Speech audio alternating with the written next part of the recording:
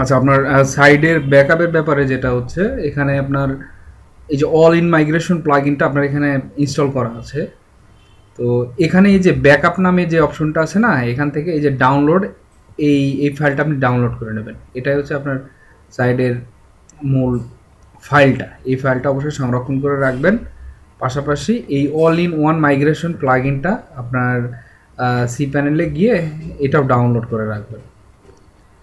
আর এটা হচ্ছে আবার রিইনস্টল করার প্রসেস হচ্ছে এই যে ইম্পোর্টে ক্লিক করতে হবে। ইম্পোর্টে ক্লিক করে ওই যে ব্যাকআপ থেকে যে ফাইলটা ডাউনলোড করলেন না, এই যে এই ফাইলটা